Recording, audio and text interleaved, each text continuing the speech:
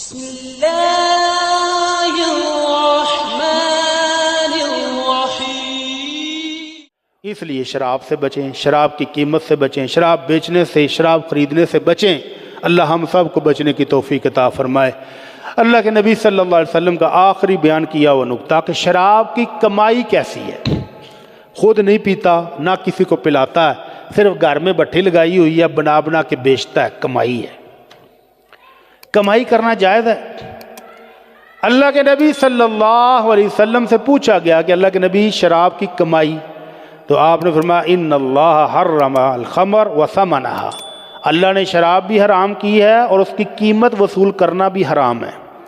وحرم المیت وثمنها، مردار کا گوشت بیچنا بھی حرام ہے اور اس کی قیمت وصول کرنا بھی حرام ہے۔ ہمارے ذمہ دار کیا کہتے ہیں؟ پہلے جانور مر جاتا تھا تو باہر پھینک آتے تھے، اللہ بیچاریاں کھا کو لیندیاں سن۔ اب مرا ہوا جانور کسائی کو کہتے ہیں آ جا وہی مر گیا ہی لے جا۔ 3 لاکھ کی بھینس 30,000 میں بیچ دیتے ہیں اور وہ گوشت لا کے 200 روپے کلو باہر بکتا ہے۔ تو مردار کا گوشت بیچنا اور اس کی قیمت وصول کرنا بھی حرام ہے۔ شراب بھی حرام، مردار بھی حرام، اور بت پرستی کے لیے بت بنا کر بیچنا وہ بھی حرام۔ اللہ کے نبی صلی اللہ علیہ وسلم نے کہا لعن اللہ الیہود، لعن اللہ الیہود، لعن اللہ الیہود۔ آپ کی زبان مبارک سے 3 مرتبہ نکلا کہ اللہ کی لعنت ہو یہودیوں پر۔ کس بات پر؟ کہ اللہ نے ان پر جانوروں کی چربی حرام کی تھی، گوشت کھا لو، اور جسم کے اوپر جو چربی کی تہ چڑھی ہوتی ہے وہ ان چربی بطور امتحان ان پر حرام تھی۔ انہوں نے کیا کیا؟ جامالوہ، چربی کو پگھلا کر تیل بنایا، تیل بنا کر بیچا اور اس کی کمائی کھا گئے۔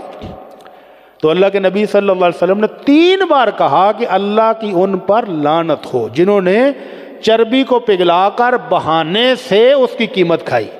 تو اسی طرح جو شراب بنا کر بیچتا ہے اور قیمت وصول کرتا ہے، مال بٹورتا ہے، اس پر بھی اللہ کی لعنت ہے، وہ حرام کمائی کر رہا ہے، اس کو بچ جانا چاہیے۔ اللہ کے نبی صلی اللہ علیہ وسلم کی زندگی میں ایک شخص نے ایک بڑا مشکیدہ اللہ کے نبی کو پیش کیا۔ اللہ کے نبی نے پوچھا یہ کیا ہے؟ کہنے لگا یہ شراب ہے۔ کسی دوسرے علاقے سے آیا تو اس کو پتہ نہیں تھا کہ مدینے میں تو شراب حرام ہو چکی ہے۔ تو اللہ کے نبی کو بھی ایک بڑا مٹکا پیش کیا۔ تو اللہ کے نبی نے کہا نہیں یہ تو حرام ہے۔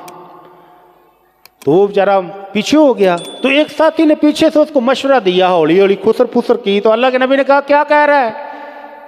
تو کہنے لگا اللہ کے نبی یہ کہہ رہا ہے کہ اس کو بیچ کر اس کے پیسے بٹور لو، تو ضائع نہ کرو۔